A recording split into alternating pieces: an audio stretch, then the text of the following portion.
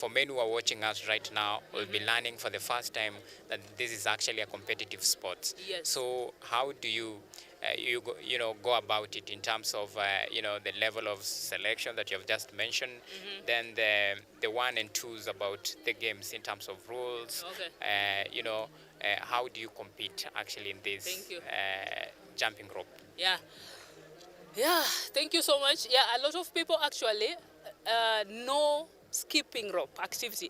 Like if you ask, how many people have ever jumped? It's almost the entire room. But when you ask, how many people know that jump rope is a sport? It's almost none. So like our activity is familiar, but the sport part of remain unfamiliar.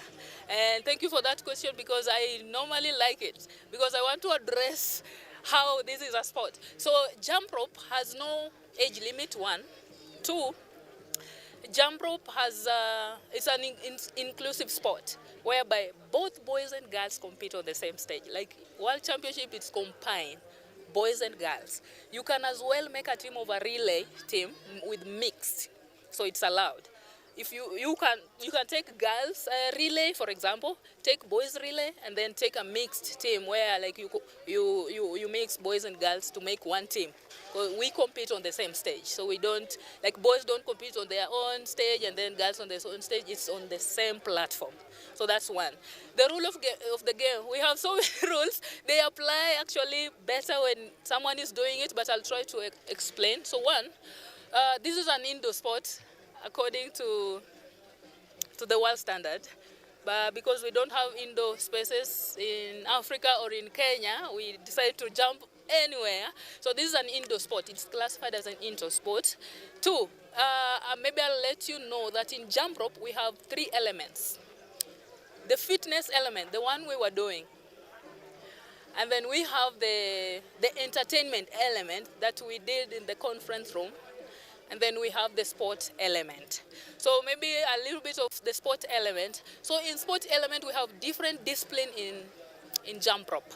For example, we have individual sport and team sport. One of the individual sport is called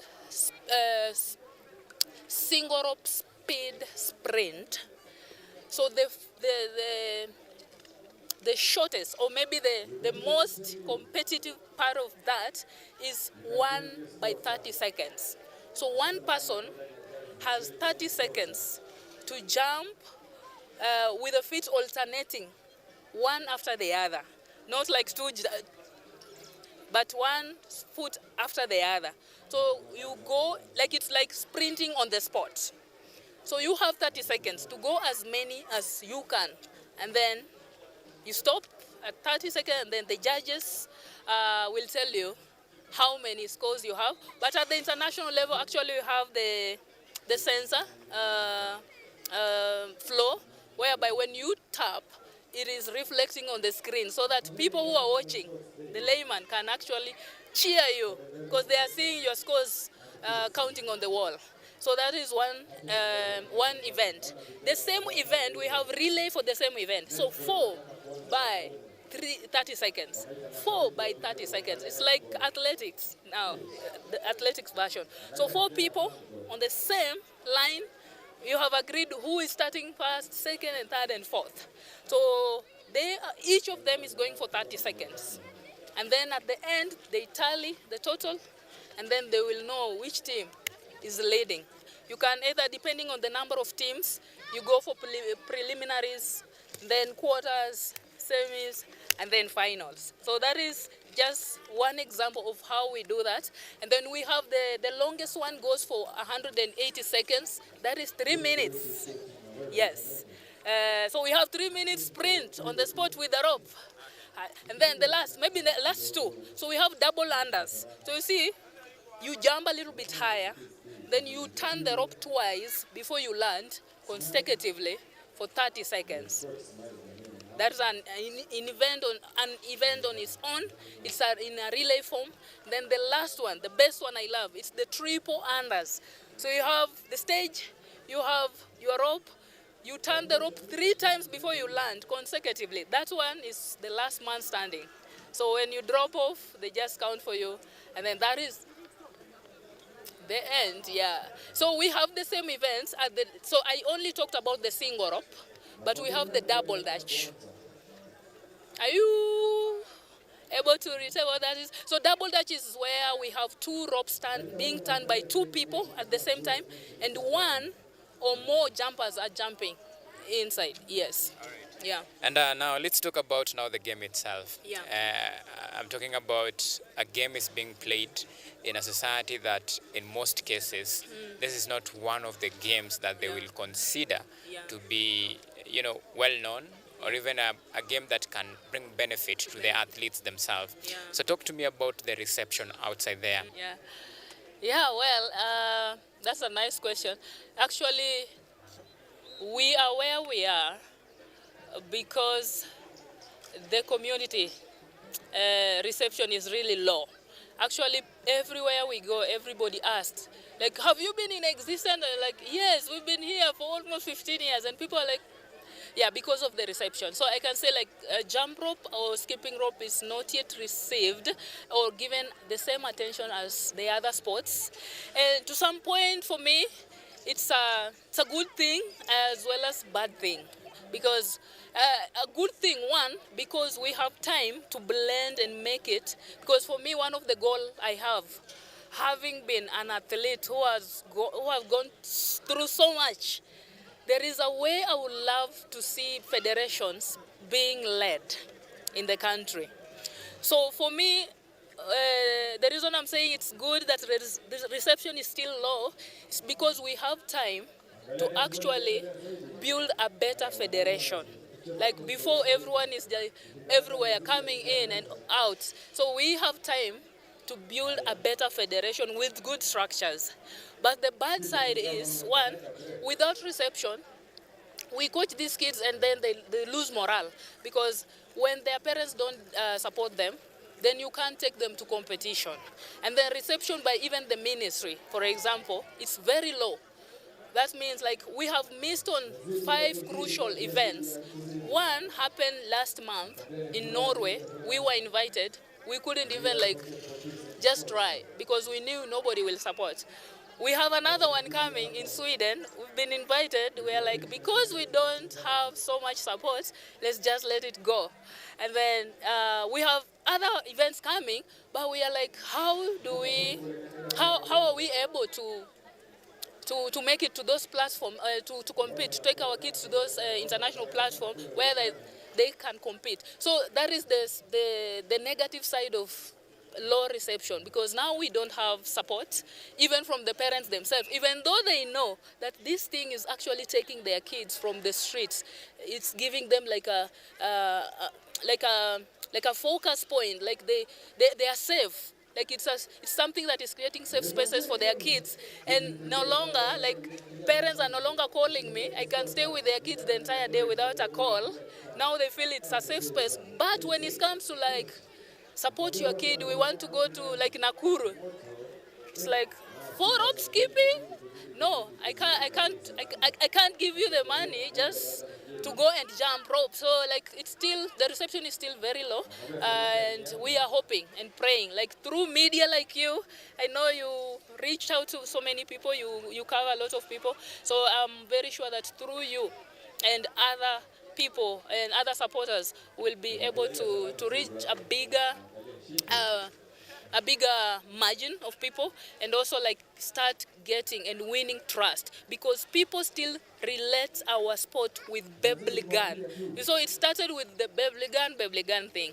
So when you say skipping rope, that is what comes to their mind. So when you say let your kid pay a little bit for this, and they're like, no, we've gone to schools just to introduce jump rope, just like any other sport, because this is a sport that will not only enhances career, but even the fitness, the mental health. It's like it's a sport that nurtures a holistic person in one.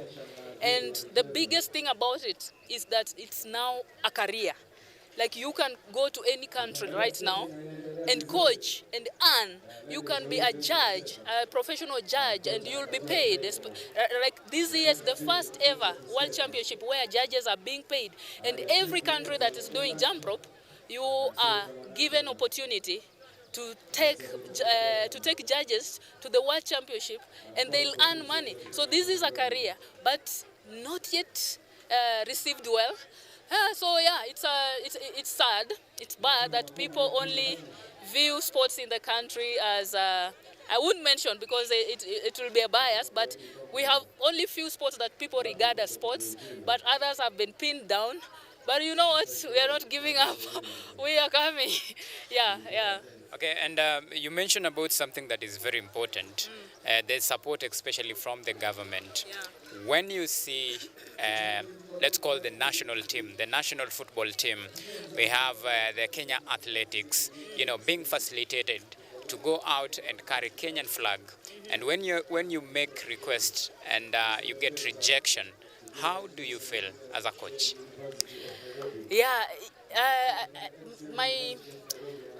my saddest moment as a coach and as a federation president was last year when we were invited. The only Africa, like even the world president made sure that he mentioned that in our invitation letter, that this is the only African country that is coming to benchmark for Africa, that is coming to teach the world and go back and teach Africa the sport. But I think nobody read it. Those people, we submitted all those things, but nobody read it.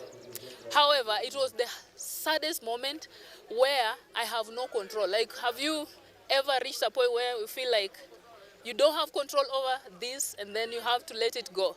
So it was the saddest moment for me. I feel bad because there is no difference between a jumper and a footballer, because those two are achieving the same thing for the country, for themselves, for their communities and their families. So my prayer is, like, if our ministry, if anyone who loves sport out there can look at other upcoming sports as important as other sports, we will really move, because sports has potential to actually employ so many youth in this country if they are given the same attention and support as other sports. Yes. All right. And even as now we wind up, let's talk about this upcoming event. Yeah. So even as you talk about the projection this time round, so how far are you guys in terms of preparation? Yeah, I'll say preparation are ongoing. The athletes are training. Like, the training is every day happening in the hold. So we are hoping by the end of May, we will have our final list. And I'm very sure, and I'm like 100% sure, that given an opportunity, we can take more than 20 athletes to participate in the World Championship, this year's World Championship. However, the number will depend on how much we will be supported with. And so, like, right now we have already selected the first bunch of players, and then from there we are going to have the final selection, of the team that will be making it according to what will have will be in the kitty at that time. That's why I can't tell how many players will be able to take to the World Championship, but I'm praying that we get the support so that we can take as many as possible. And then, okay, with the dates, we haven't settled on the dates as when we are doing the selection day. Yeah, but it is somewhere in May. I'll let you know. Yes. So we submitted our budget very early at the ministry. And we are hoping that this time round it's gonna work out. But also we are also appealing to anyone who can really come in, because I know how ministry works. They can actually fund you when you are already at the airport. And right now we are supposed to have registered players, so we have to send our registration fee already.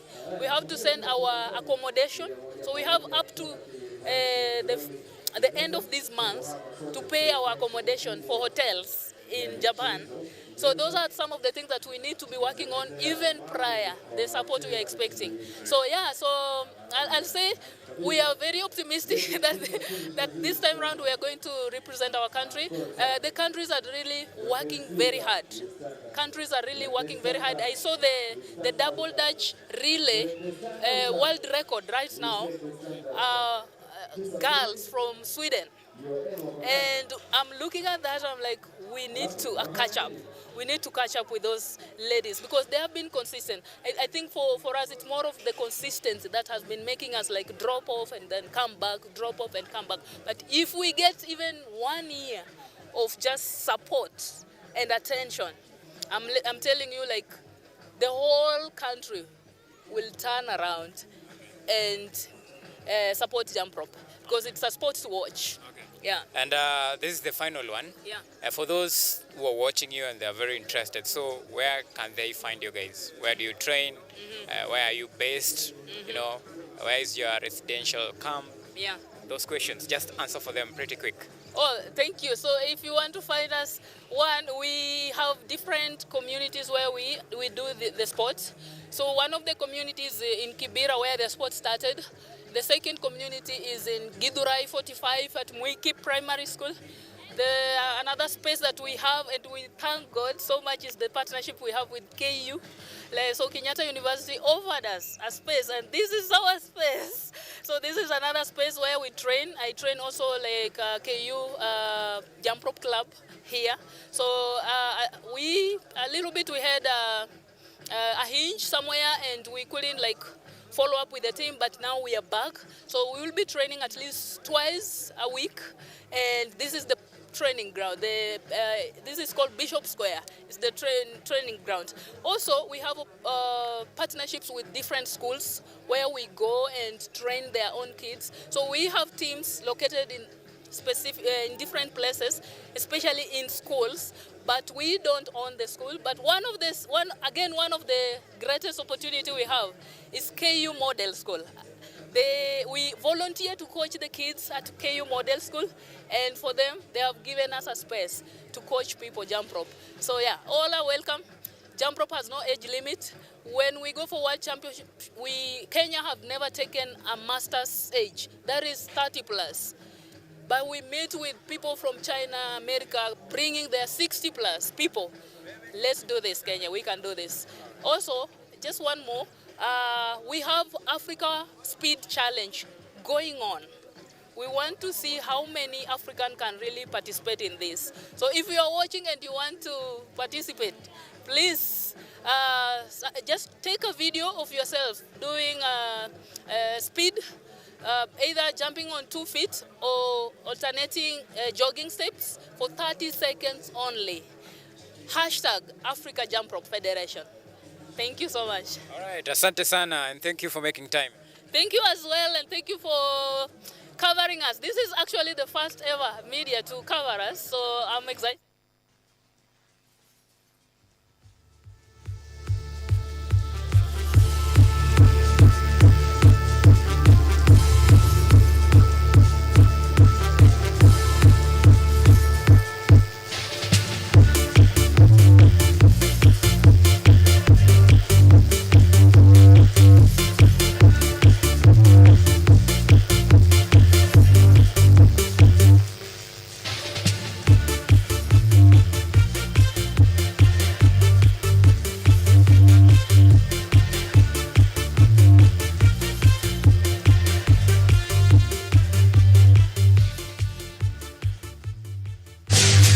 These championships will be used to select athletes who will be representing the country in various international events. The first one being the Faza Dubai Grand Prix from the 6th of February to the 14th of February next month. And subsequently we'll be having other events in Marrakesh, in Tunis, in Georgia, for both powerlifting and for parathletics. How many, events to go? For the athletics, we have several categories. We have, of course, track and field. So in both track and field, we have the category for the visually impaired, which starts from 11 to 13. 11, 12, 13. That is the category for visually impaired. We also have this other category for the cerebral palsy from 32 to 38. That is for cerebral palsy, both T and F, track and field. And then we have the T46 category, T46, 45, 46, 47 category for the amputees. Like myself, I'm a T46. And then we have the category of T51 to 58.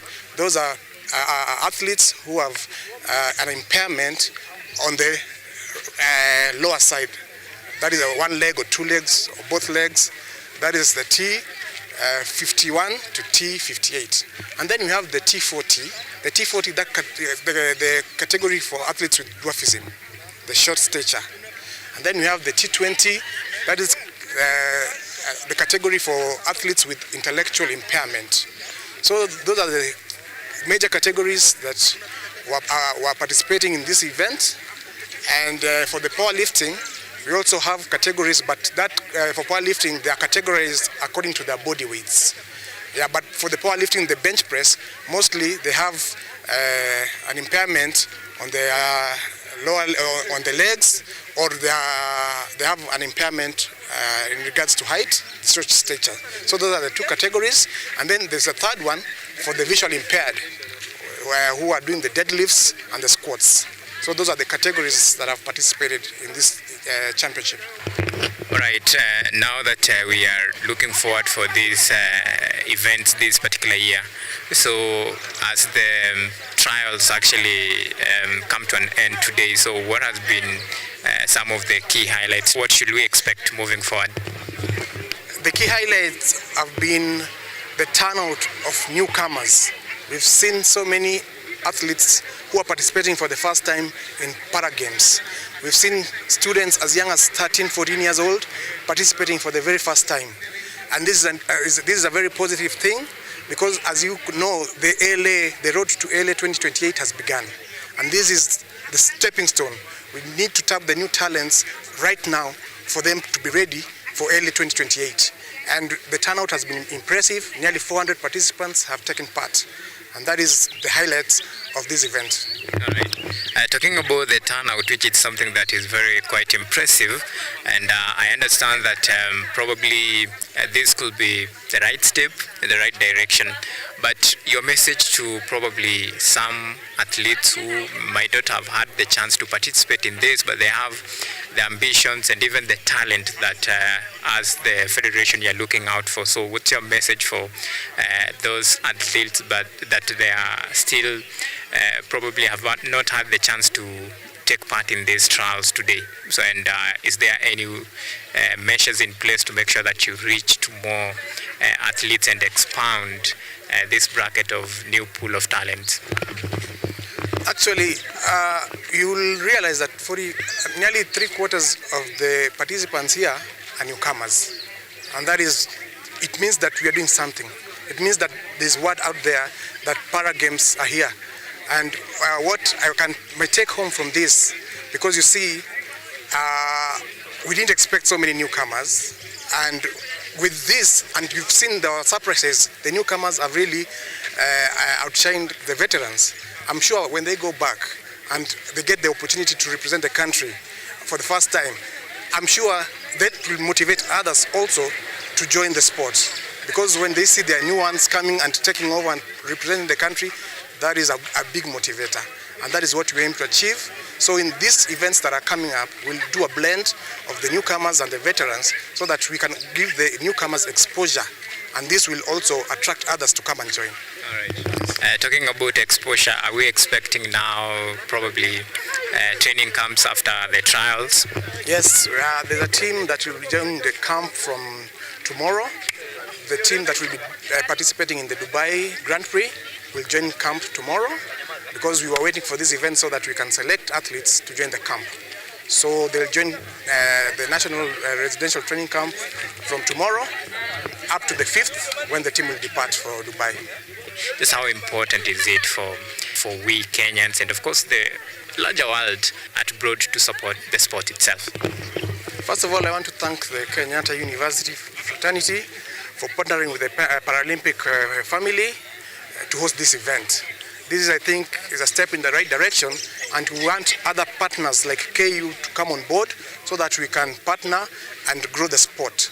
I want to appeal to well-wishers to come in and support para games, because as we speak, we normally rely on the government almost 100%. All our events are catered for by the government almost 100%. And I want to take this opportunity to also thank the government through the Ministry of Sports, Youth and Creatives Economy, who have been our greatest supporters and financiers. So appeal is to the well-wishers, the masses, because you see, para-sport is not different from any other sports. Para-sport, in fact, has more benefits than even the other sports, because apart from the inclusion and integration, there's that part of rehabilitation, and that is a key aspect, and social integration. Apart from the economic and social, there is that aspect of rehabilitation, to reintegrate people with disability back into the society through sports. And that is something that should be supported by the entire community. From your own perspective, even as you call for sponsors to come on board and support the athletes in this very important endeavor as far as growing the sports in the country, where do you think we really need to tighten the nut at this particular point? Well, I think with funding, usually funding has been the major challenge. You know, without funding, things cannot really move in the right direction.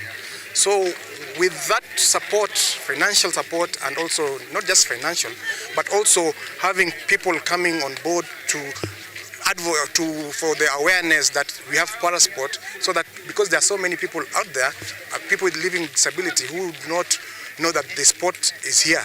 So if you can get people also spreading the word that we have parasports in the country, and get out our people to come and play and enjoy, I mean, that would be a big thing for me. So getting the word out, and of course funding. Talking about funding, now that you have talked about getting the word about the sports out there, now we are talking a very important component in this, now the branding. Because I'm talking to Mr. President himself, when it comes to now the branding and the marketing, how far are you as a federation? And of course, is there a mechanism in place to make sure that even as we talk, we actually walk the talk? It begins with you as KUTV, get the word out there. I mean, you have the power for publicity. If the media, both print and social and electronic media, can help us get the word out there, then that would be something that, I mean, that is the biggest thing for us to get the word out there. And you as the media can do a lot for us in getting the publicity out there so that we can market ourselves and be known. Media. Right. And now talk to us about the different categories that I understand it began on yesterday on Wednesday, and today is the last day of the team selection. So how many categories are you looking for this time round? And so far, even as we prepare for the future, it is important to reflect the past. I'm talking about the recently concluded event, that is the Paralympics.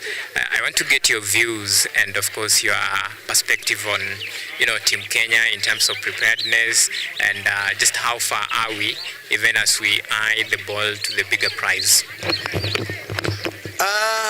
The last year's performance was very competitive, but I must say we did not come back empty. Since our debut in the Paralympic Games in 1972, we've never failed to win a medal at the Paralympic Games. And that is a tradition that we must keep, because as much as the competition was tough, we came back with 1 silver medal. We are proud of the performance that we put out there in Paris, because the athletes gave their all, they broke their own personal records, and they gave their best. So what is important is we start preparing for LA 2028 now. And I'm sure come LA, we'll have a better performance. But we did well in Paris. We don't have any regrets. Yeah. Yes. Okay, thank you so much for making time, and we look forward for future engagement and wish you all the best, even as you select the team to represent Kenya in the upcoming events. Thank you very much. Thank you.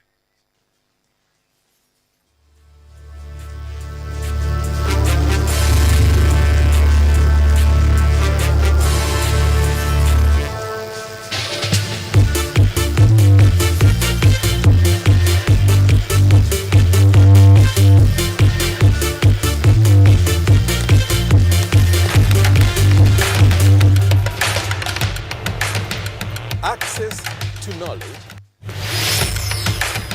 solution to unanswered questions.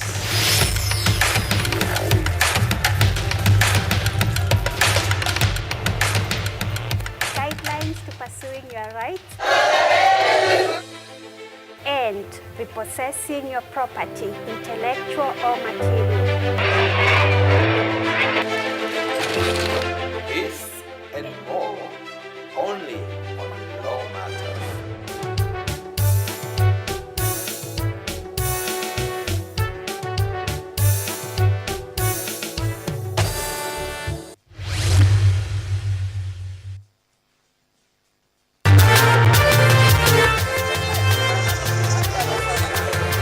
Ni nguzo na uso wa jamii.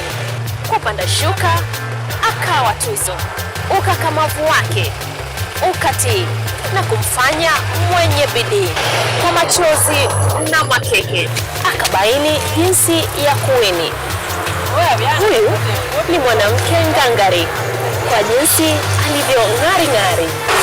Mimi ni mwanamke mwake. Usikose kutazama kipindi cha mwanamke mwake, nami Caroline Kimweli.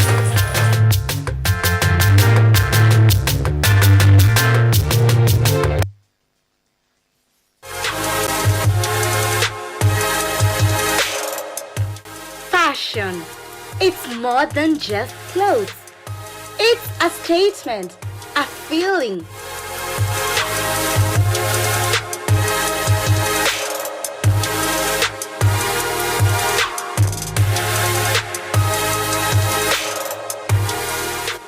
An art form, a way to express yourself, a reflection of who you are. It's Fashion Diaries.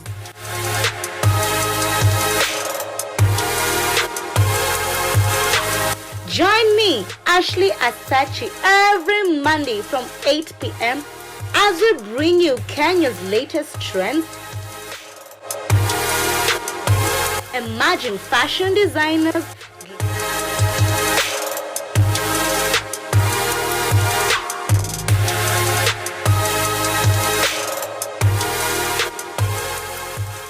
glamorous fashion events,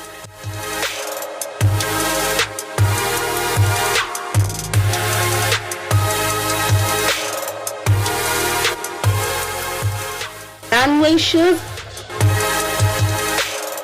red carpet events, and so much more. Fashion Diaries, unleashing your inner fashionista.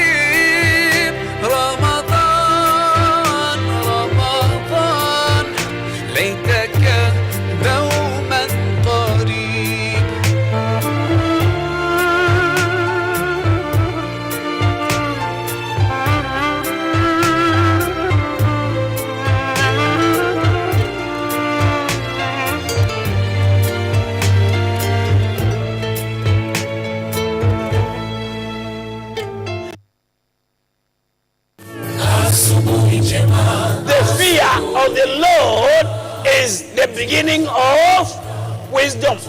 The Bible says, when he spoke, then he spoke a parable to them, that men always ought to pray and not lose heart. Christ says, I stand in the door and I knock. Whoever hears my voice and opens, I will dwell with him. Like the moon, I will fade, but like the star, I will rise again. And though I fall, be rest assured that I will rise again. Go to the hospitals, tell them that God will heal them. Go to the prisons, tell them that they'll be free. Go to the crusades and tell people that Christ is coming, and sooner than the word itself, the second advent is imminent.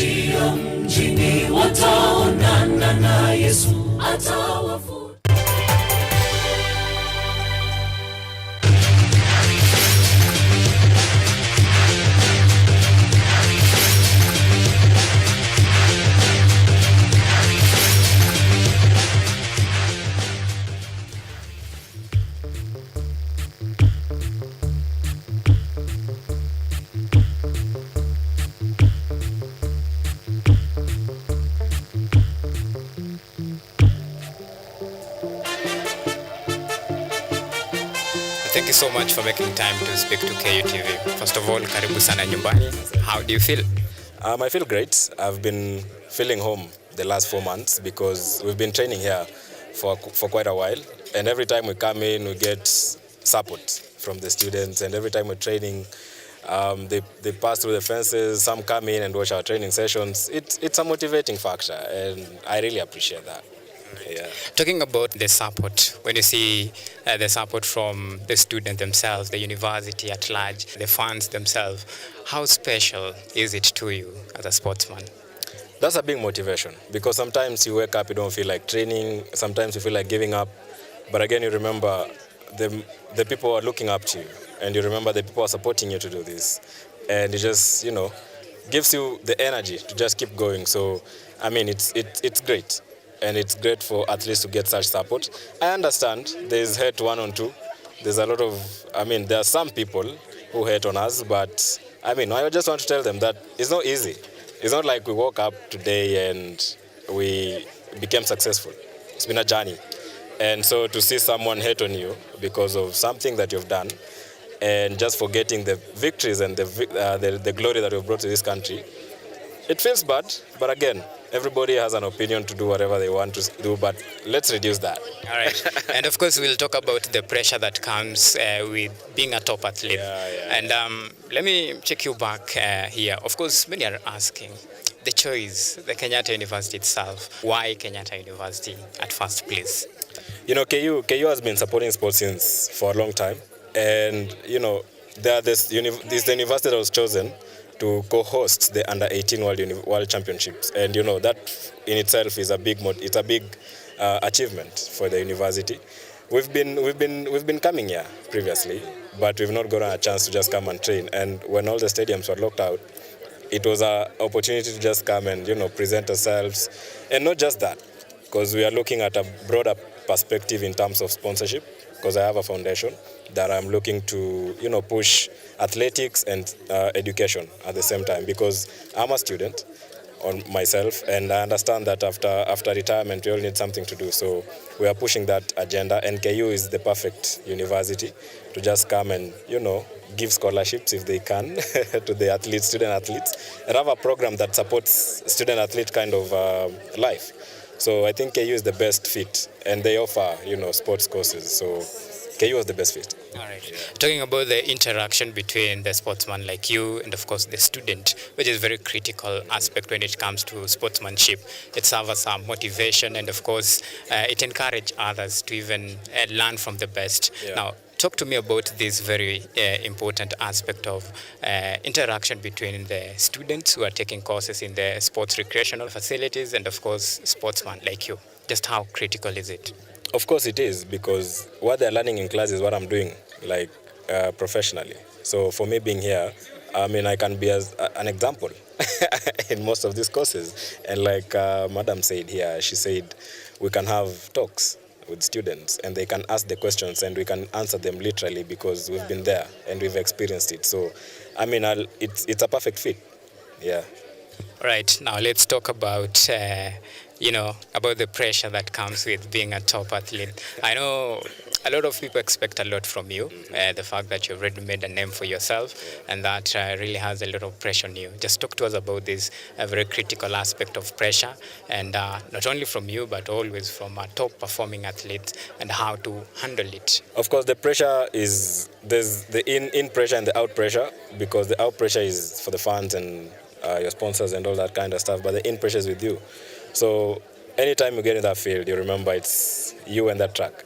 Because what happens in the 9 seconds or the 10 seconds that you're on that track is what will matter after that. So getting into there's always pressure, of course, before races, before big championships. There's that part that you remember, people are talking about you, the whole world is putting in conversations. But then when you get into the track, the pressure disappears. For me, I don't really have so much pressure when I'm running. I just have pressure before, because there's press conferences and, there's a lot of things happening during that time. But when you get the field, you remember it's you on the track, and you have to shout out everything, shout out the whole world, because it's you that everybody is watching. So just shout out everything that's going on around you and in you, and just focus on yourself for the 10 seconds. So we do handle pressure in that sense. But again, there's the mental aspect of it.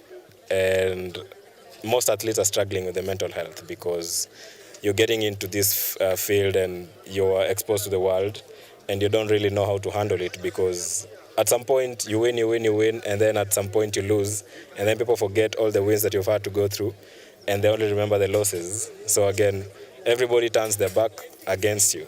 So many athletes are struggling with that. But what I can say is, you can't coach mental health. You can't coach mental strength. It's in you. So what I want to tell athletes is learn to shut out that.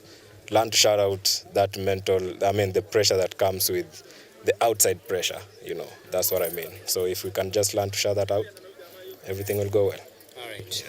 2025, very busy calendar. And so what should we expect from you? I understand you've already felt a lot of upcoming events. So what should we expect? Which one will you be participating, and which one you're shutting out?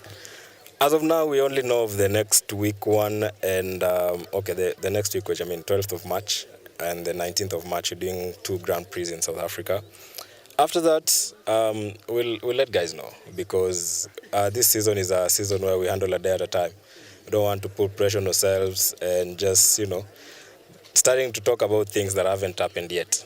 We want to handle each day as it comes. And like I said, I just want to enjoy sport. I just want to enjoy athletics. I want to get in the start line and, feel the joy of being on that start line, and just having, feel the value of you being a professional athlete on that start line, and you being someone who people look up to. That's what I want to enjoy this year. And of course, that comes with good performance. Less pressure on the starting line, less pressure when you run, and more relaxed runs, faster times. So that's the mindset I want to get into this season. All right. Yeah. And of course, I understand you have fans all over. One word, especially for the fans, and of course, you'll be talking to you and KUTV fans. Yeah, this was great. I'm really hoping that they can organize this every time I train. People just come and see what we do behind the scenes, make us a class. It will mean a lot. But yeah, I really appreciate. And in this crowd, there are people who really support me. There are people who've been following my journey ever since they knew me. So they are part of my motivation. Each day I wake up and come to train. Each day I go to compete. I remember that there are people I'm representing, and that means a lot. Yeah. Right. Thank you so much for making time. I appreciate it.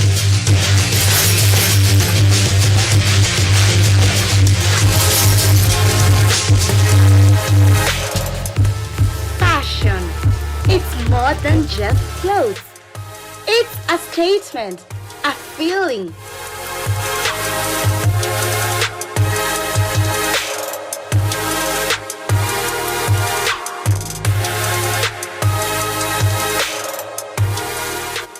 An art form, a way to express yourself, a reflection of who you are. It's Fashion Diaries.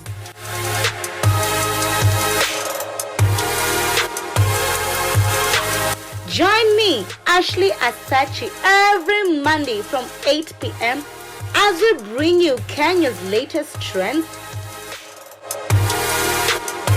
Imagine fashion designers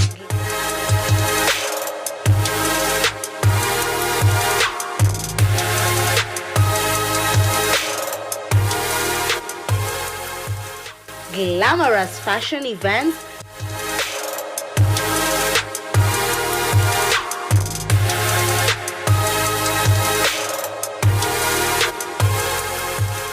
runway shows,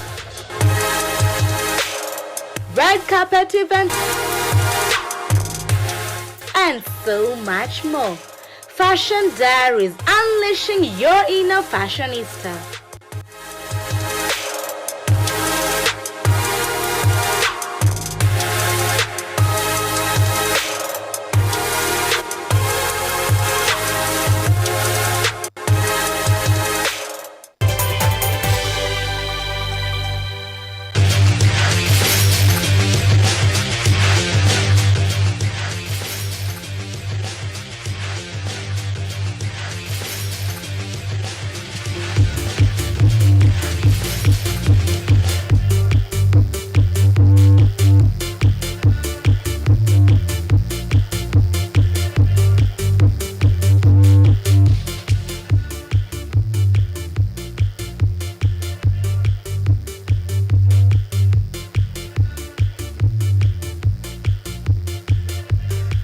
Ndani ya miaka 50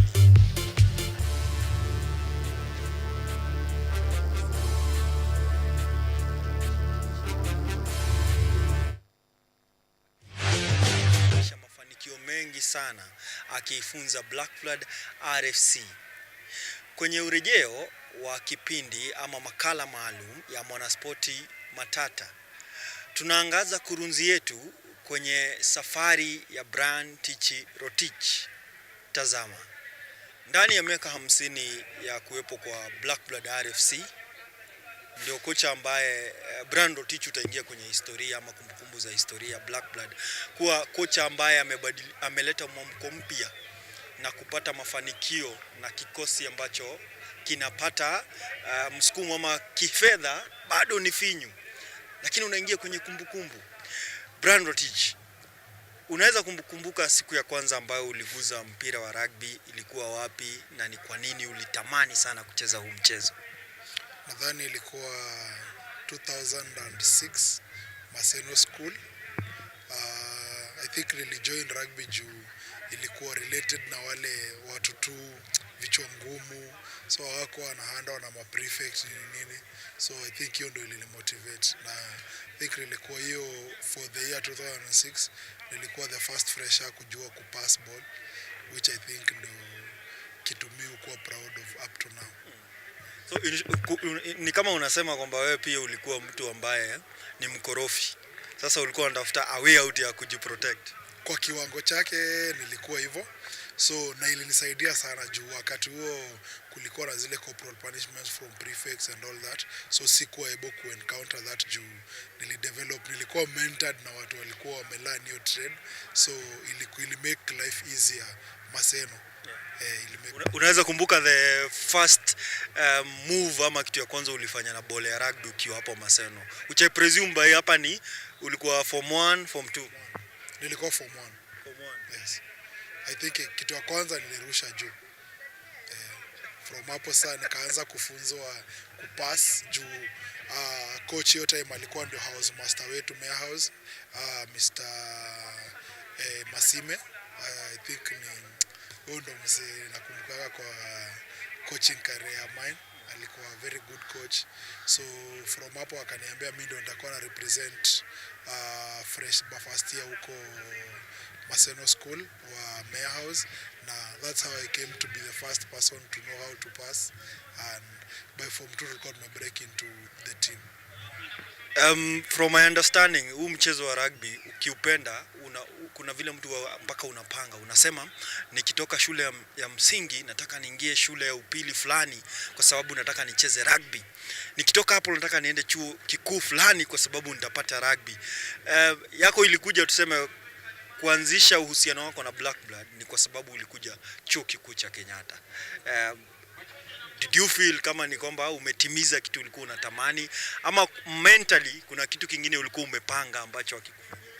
I think mi hata kupatana kwanza na rugby, kwanza mi nilikuwa shule zingine huko vienyeji, so nilibahatika kupatana na hiyo sport, then nikaipenda, kakuja nikacheza, then tukakuja KU think tulireport KU nadhani May 4th, and then May 7th nilikuwa nimemake first team KU.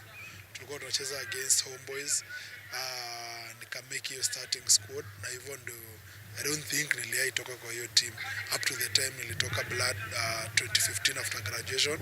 Homeboys ndio wakaniita. As at now kitu naweza sema I think nashukuru Mungu sana juu I don't think place nimetoka ama story ya mine ile siku story ya mine itasemwa yenyewe ni grace tu imenitoa kutoka huko mbali up to now. Fast forward, vitu mingi sana zimefanyika. I think mimi nimekuona ukichezea Black Blood, Homeboys, kuna time pia ulikuwa Kisumu, Impala. So hapo kulikuwa na a lot of changes. But where would you say, ama ni wapi ambapo unaweza kusema hapa ndio sasa my rugby ilibadilika kabisa?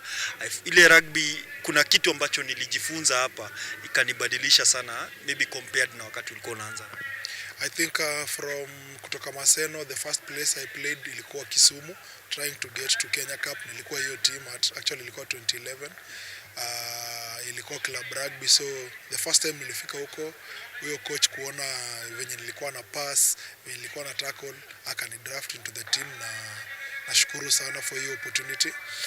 The next phase nilikuja KU hiyo May, so coming to KU, so hapa ndo nilikuwa nasomea, so long holiday nilikuwa narudi nyumbani Kisumu, so nikirudi Kisumu I used to play for them, but place I think life ya mine will change concerning venye naangalia rugby. Ilikuwa when tulimaliza tu hivi hapa campus hiyo 2015, I didn't expect to like go on, kumbe apparently Homeboys rugby ilikuwa ime identify kuwa kuna some talent huku, so wali ni call up nikaenda Homeboys, na I think hapo ndio mindset yangu on how nilianza kuview rugby, nikaanza kwenda gym and all that ili change.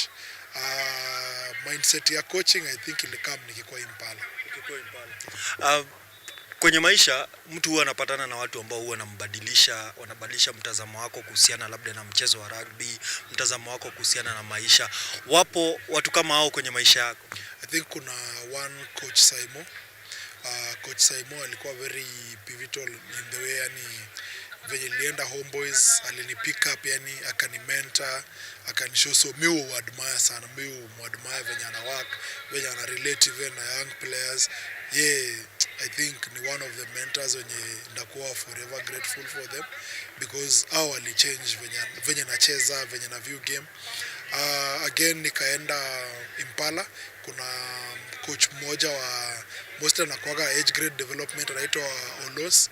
I think yeye pia ni one of the people wenye through interaction yake na mimi, I think I got to learn a lot on how to probably handle teams and so many things about rugby, which I think niko grateful for. For players, there is one player by the name Oscar Ayodi. Hiyo time I think tulikuwa na KU, but yeye alikuwa national team, so alikuwa humble enough kukuja training hapa kutufunza, kutrain na sisi. I think he really has a lot of knowledge on rugby. Pia alikuja akakuwa of help sana to me. Fantastic. Yani umemention watu ambao ni watu ambao kweli kwenye rugby wamekuwa pivotal sana, na kwenye makuzi pia ya talent ni watu ambao wameonekana kwa sana. Wewe uko active kwenye mitandao ya kijamii? Yes. Wapi specifically? Lakini kuona tu, kuangalia tu na labda kucheka. Instagram, Twitter. Nilitokanga Facebook for some reasons.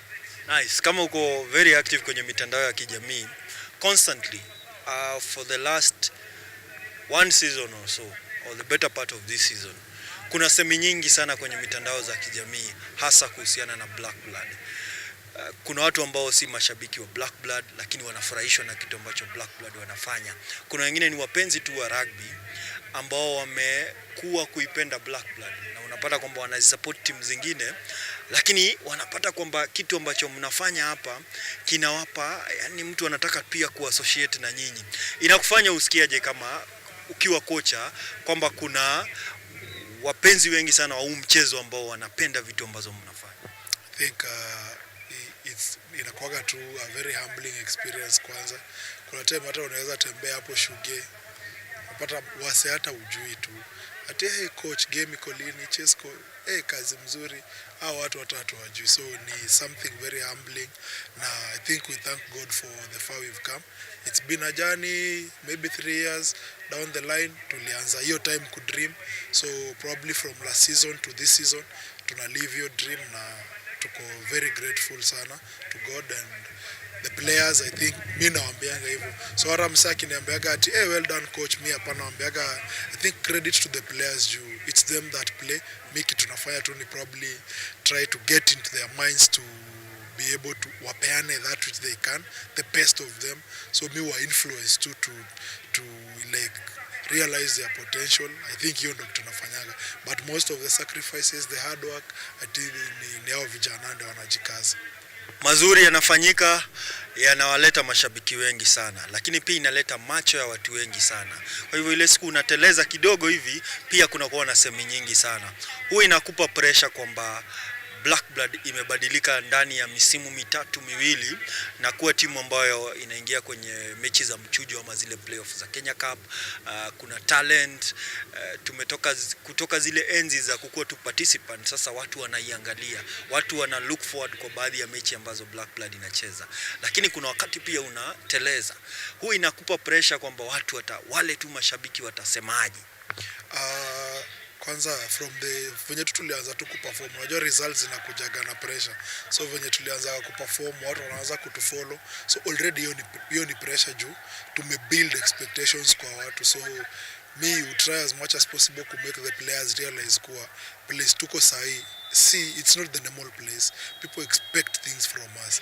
Hata ikuwe tumetrain ama tujetrain, people expect something from us. So, and me will try as much as possible to sacrifice, to make them push to the next level, na most of them wanna respond, na most of them they bite the dream. Na I think as we continue moving forward, we hope this season pay to come in a big way.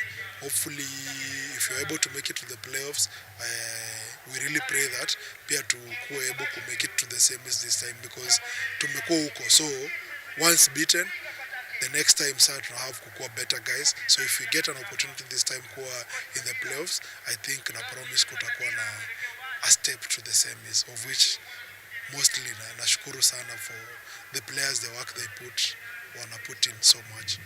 Hadi kufikia sasa kuna vitu vingi sana historical zimefanyika. Baadhi zimefanyika hapa Bloodbean, baadhi zimefanyika kwingineko. Msimu jana karibu sare dhidi ya Kabras. Kama misimu miwili karibu mna washinda KCB, lakini mwisho ikakuja kwenye quarter finals za Impala Floodlights, ambapo mlivunja rekodi ya wao kukuwa 5 times champion, continuous consecutive champions. Last game pia mmecheza hapa dhidi yao narrowly. Hizo vitu huwa zinakufanya unajihisi vipi kwamba wanasema kwa kizungu toe to toe na very able teams ambazo ziko na resources, labda ukilinganisha na wewe, lakini unaweza kusukumana na makocha ambao wana uzoefu mkubwa sana, wamekaa kwenye game ama wamefanya makubwa kwingineko, but bado unaweza kusukumana nao karibu mwisho. I think dream venye tulianza ilikuwa we picked like killer team, so tulikuwa tu tuna isolate one team at a time. So at the moment, by the time last season ilikuwa inaisha, tulikuwa sema we only have 2 teams zenye hatujapiga Kenya Cup, which is Kabras na KCB. Na KCB when we went for tulienda Super Series, kukakuwa kuna tu some belief, kuna tu something that came in within our players wenye walikuwa huko, na tuliconceive idea we can beat them. Na actually tuliwaambia tulikuwa Super Series kuwa tutawapiga, na I think during Fridays we were able to get one, na we are grateful to be able to make hiyo history. That is something tutaishi tukikumbuka for some time. Kenya Cup game, we were so close. We really had planned for that, so tulikuwa so close, but unfortunately first 10 minutes of the game we let ourselves down na makosa kidogo wakatupunish 21-0 10 minutes, but we were able to come back paka 22-33, which we got a bonus. Haikuwa kitu mbaya. During, I think, tunaweza sema what has been there with the boys ni ati they believe more, wanna believe more sai.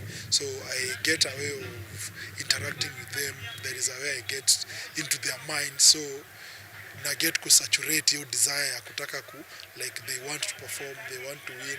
So and most of them ukiangalia hata wakipostingi status hapo unasikia ni prime black blood, kumaanisha most of them wamemature sai, like they're into that maturing stage as players, not as individuals but as players. Most of them do wanna get into hiyo kumachua na wamekuwa kitusaidia sana.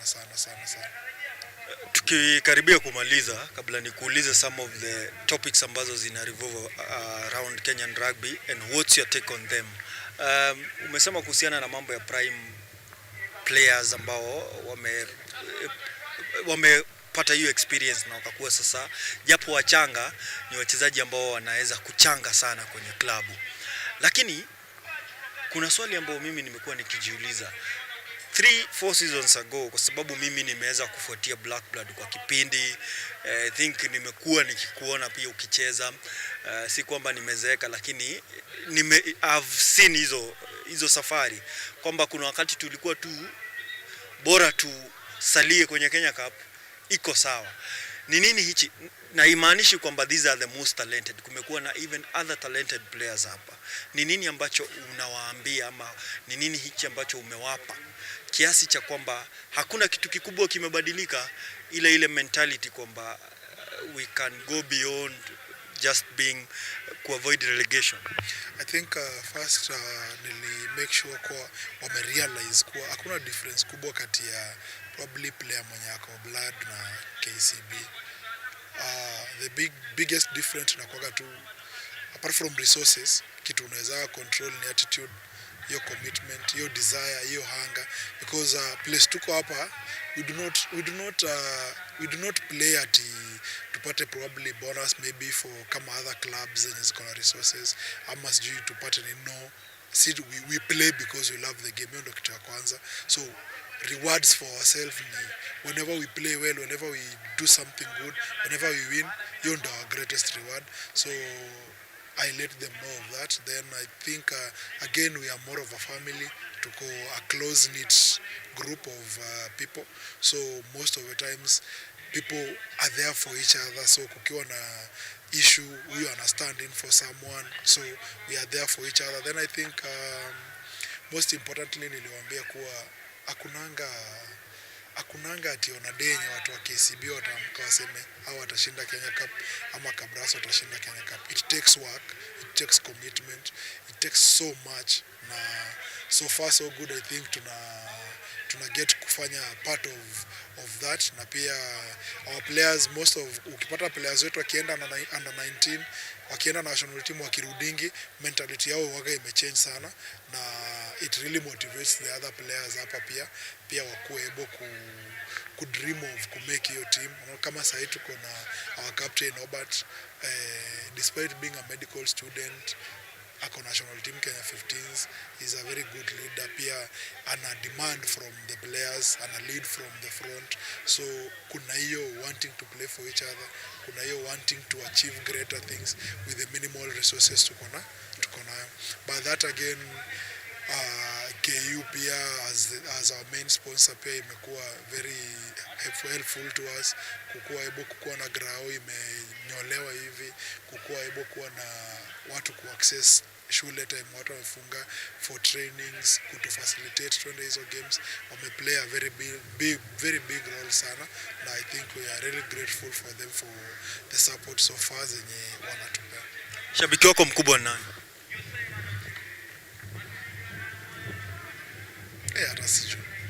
Huwezi kosa kujua shabiki wako mkubwa. Sijui. Hauna ule mtu. Haya, tuachane na shabiki. Wakati mambo yanakaa ngumu zaidi, umefanya kila kitu lakini bado ifanyiki jinsi ambavyo unafikiria itafanyika, huo unamfikia nani, ama unazungumza na nani, ama huo unafanya nini? think mimi tuseme nikikuanga under pressure, most of the time me talk from people na moji seclude na look inside na look what I would have done better na look what could be, then niko tu na a funny way of getting feedback from wase, so naweza engage players not knowing hawajui wananipea feedback, so naweza wa engage wananipea feedback but indirectly hawajui wananipea feedback. Then pia I think kutoka venye tulienda super series, most of the time maybe kukikuwa na nini naweza ongelesha, kuna the current KCB coach Oliver Manyeni, so we are good friends, so what tunashare na yeye, so kaa kuna kitu naona maybe it needs to be na nafikiria kufanya na nimeshindwa venye kufanya, I can talk to him, ananipea his mind here or there, na I think other people pia na look into hizi podcast kwa TV, hizi analysis za games pia zinanisaidia. Ni nini ambacho ama unasemaje kuhusiana na the current rugby setup ya Kenya across the board, kutoka kwenye ligi, jinsi tunafanya vitu? What's your take on vile tunafanya vitu in rugby sahi? From vile tuna run ligi, how we do call-ups, vile tunafanya vitu generally. Okay, I think for me kitu tunaweza sema first, league sahi as it is, hata ukiangalia log venye iko, it tells venye clubs ziko, so unapata 1 2 3 out of the resourced clubs kwa hizi teams, followed by 4 5 of which ni Cabras, KCB, alafu Whalers, alafu inafuata na Queens Londis. So even though that is how resourced hizo teams ziko, so resources play a very big role in the number, the quality of players you have, the players you are able to sign, na pia the resources, like the things you are able to get as a training. Unapata hapa sasa tunaweza struggle, hatuna ball, hatuna nini, hatuna hizo vitu, so hiyo ina tell. So like kitambo kuna time kumekuwa na title sponsor wa Kenya Cup, so kulikuwa na subsidies, so hizo subsidies zilikuwa zinasaidia maybe hizi clubs kama zetu, tunaweza nunua nazo mipira, tunaweza nunua nazo strappings and all that, zilikuwa zinasaidia sana. So maybe the union should find a way ya ku bring back maybe corporates to the sport, wakuwe able to support hizi clubs. Ninakuwaga na very weird idea kuwa if kama union pay inaweza make through its members wanaweza make a legislation on the number of national team players a club can have. Juu unapata if you look like hizi team kubwa kama uliangalia maybe team ya KCB yenye tulicheza nayo na team ya KCB tulicheza nayo ESS, hizo ni team zote unaweza ziweka Kenya Cup na zote zifike semis. Like kukuwe na introduction ya kitu kama in football kama financial fair play, like you cannot just go and get everyone. Yeah, or you kukuwe tu na kama drafting tuseme in America, maybe maximum number of players, maybe national sevens unaweza sema a club can have maybe maximum number of 4 alafu ama 3, alafu hiyo ingine 15s maybe a club can have a maximum number of maybe 7 or 8 hivyo. That will au wengine what have to find hizi clubs zingine making it competitive. Juu sasa unapata ukiangalia national teams sahi ka 15s out of the 33 players unapata wase 20 ni wa Cabras, the other 13 ni mmoja wa Blood, mmoja siji maybe wapi, 5 ama 8 Cabras, 8 KCB, 5 Oilers, 3 clubs. I don't think that reflects the quality of players in Kenya. Kuna more quality players wako. It's only that the dominant sides ni. Yeah, so and I think ukienda nationwide, I'm very sure you can find a nationwide player who is a national team quality player. At a championship, that tells akina Odongos wako championship. Na in that team kuna good players wako. So I think in the selection and bring in players to the national team, nadhani inafaa kuwa a wider extend to the larger Kenya rugby, sikuwe tu Kenya Cup na ni certain I think tulitoka hiyo jani na the time we were almost qualifying for World Cup, the number of players wenye walikuwa national team walikuwa from everywhere, na hiyo diversity is think ni very important, na watu wako na hiyo desire. So I don't think most of the players, if you ask, there is no much honor in playing for the national team. One thing, it's become easy probably to make it to the national team. Hizo pathways, I think hiyo ni one of the things nimefanya kuwa rahisi. Like pathways kuenda national team ni easy, ni easy side. So it should allow us have better players, to scout for more players, na tunafaa kuwa in a better place. Unafikiria, ni swali la kizushi, unafikiria kwamba kwa sababu some of these sides ndio ziko na resources, so most of the players have access to better resources in terms of SNC, hizo vitu zote, and even taking care of the injury, they are better placed kushinda the other clubs. Do you think in a way the union pia inahepea some responsibility to come up na system where a player of blood, once amepata call up a national team, he can also access those resources, so then they resort to au wanatafuta wale players they have to work very little kwa sababu pia hawana resources za kurun the 15 system. So probably do you think maybe that's why wanapotelea hizi clubs zenye ziko na resources, where they think they will get a more refined player mwenye hatahitaji kutumia pesa mingi sana ku refine? I think hiyo hata si necessarily an issue, but I think kitu yenye iko tu ni, I think the mentality ati if you're playing for probably Nondis, you know more rugby, you're a better quality player. I think hiyo ndo one of the things yenye huwa inafaa kutoka probably, naweza sema selectors, it's not si hata KRU, ni selectors wa national team. If you kama last season tulikuwa na hiyo super series, if you say the national team will be selected based on the performances super series, then pick players from your super series strictly, because kulikuwa na quality players. But you then have players playing your super series, they play so well, but they are not called up. The guys who are called up are the guys who were in the team last year, the other year. A person who has not even probably trained or played any game, but because I'm a part of the system anaitwa. So I think players who kunje feel pia hiyo, sometimes it's really frustrating. Unapata player give up to aache tu aende. Another concern on call up, kuna kwanga pia na players wenye wanapatanga call ups, they go for trainings and then they come back.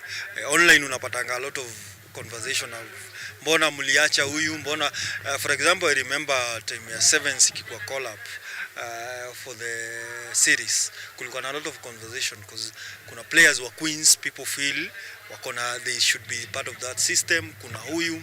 Then you go pia kwa 15s, there are teams that feel they have a better flanker, they have a better prop, they have a better than the one who is called up. Hizo vitu ziko. And some of these players pia, maybe out of pressure ama sijui nini, some get call-ups, but they end up being dropped ama wapati any playing time. I'm curious to ask, do the players, because we una interact na wachezaji, do they get feedback on nini imefanya wa dropiwe wakati mna have conversation? Okay, I think for the time nimekuwa black blood, every other time some players the first season, I think the second season tulituma I think 6 players to the trials. After trials we had our players back, none of them alibaki, so we requested for feedback from the then coach your time, and we were not able to get your feedback. So I think Mimi had proposed that if you call a player to the national team setup, once you drop them, you would probably maybe do an email suggesting to the coach what the player should work on, so that next time you'll be assessing that from the player, you can be able to get that.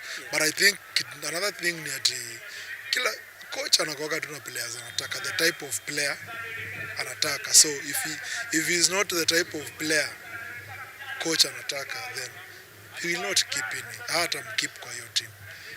But sinipoa tu ambie wewe, for example, as a coach, kuna some players that they are good but they don't fit kwa system yako. Do you communicate to them ama unaacha tu akae hapo? Na probably he might have somewhere else where ataenda fit in vizuri. I think mimi kitu nasemaga ni personnel, hiyo ndio kitu nasemaga. Kitu I think imenisaidia probably kukua in a good time at upper Black Blood. I think nilikuwa able to understand personnel watu na deal nao. So mara ya kwanza nilikuja nikikuwa na so much expectations like this is in campo, watu wako in a certain way, unaona. But with time vitu zingine unalearn tu, unaendelea kuangalia, but mostly I think all the players mimi nakuaga nao mimi na watumiaga according to venye mimi nataka. So unapata kama nimepata maybe kama nikikaa mimi when I came in there was a player who used to be a back row, but for me I saw he could serve me as a center, and for the season actually nilim transform akaenda center. So at first it was not comfortable, like the team was saying, hey, we will lose a back row mwenye ni mnoma, but I told them he will serve us better place than Mempeleka. And true story is that the boy got called up to the national team as a center hiyo time, went to the trials, was first kwa hizo nini zote zenye walikuwa wanafanya, and he was really happy because he got the chance kuitwa kwa hiyo team, akaenda camp and all that. Again we came up, pia Obert hapa, the current captain, he was a prop nikijoin hapa. So me I took him, nikamwambia I want him to be a back row, I'm a lock, and as we speak I think he's one of the finest back rows in Kenya, and that's why hata ndio anaitwa national team na koko. So me I normally tell them you serve the team, like I use you where place naona wendo una serve team best na potential yako. So I'm really me nakuwa very honest with them, waulize tu. And for me I think one of the things our players watasema ni my best, those players when people consider as the best players, akina Kwesa, akina Obert, if you can see the conversations mukuaga now, I am always on them. Nakuanga tu kwa shingo zao, because when they perform, the rest will perform, because hao ndio leaders. So me nakuanga very harsh on them, and every player may communicate to them what I expect from them kwa hiyo position, and I prepare for them for that, so that when they don't do, nikimreprimand anajua kwa nini. Umepata offers elsewhere? Hapana, labda unipe, anzisha timu unipe. So far hakuna mtu amekwambia? Hapana. But what's the end game in terms ya wewe kukua coach? Eventually najua huwezi kaa hapa forever. Personally, from unakonga umepanga nini? I think as it is, I'm not saying ati sasa uende next season. Upange kuenda. I think venye iko pia try with my friends, try kuanzisha team nyingine huko inaitwa Kenya Police Rugby, iko nationwide. So I think hiyo ni one of the things that nafanya ku give back to the game. I think hii game nayo imeni build sana, so nimeanzisha one of that huko. Pia huwa tuna train na AP, so we are mentoring some other two coaches here side. For Black Blood I think kuna player or players wenye tuna try kuwa mentor pia to join hiyo coaching and all that. Now I think we have big dreams for the team, and we pray that Mungu atupe hiyo uhai na atupe probably resources, and one day one time people will tell our story. Actually I know hii unaweza kosa kujibu. Black Blood is completely run by former players actually. I think the people around Black Blood, most of them ni watu wamecheza hapa. Do we get a form of remuneration ama do it's just out of goodwill or una come to hapa and you do your I think when I started mara kwanza when nilianza, I think tulikuwa tuka volunteer, then kukakuwa na coach Moto, then we worked with him,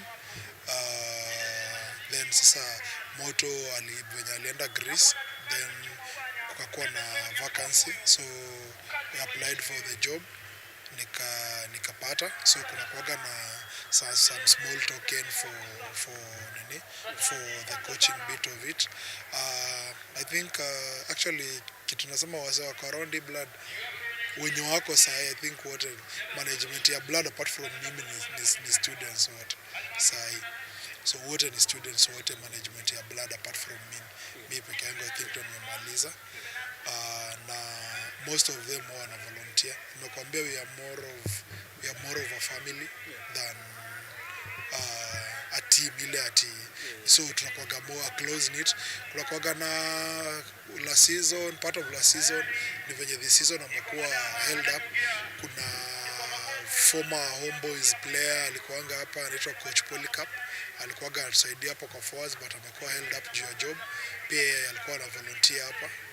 Kumekuwa na Rabut au former player ni job pia imemshika, so walikuwa na work na forwards hapo, so walikuwa na volunteer pia. Na I think for us it's more of what we give the game than what it gives us. Yeah. Anything planned for, I think it's 50 years, so kuna any plan ama is just we are setting up a date for blood at 50 celebration, so in due time tutawapea official communication on the dates and the events of the day. Shukran sana Tichi for your time. Nice conversation bana. I think kuna vitu hata hujai sema umesema leo. Kama gani sasa? Thanks bana. Shukran.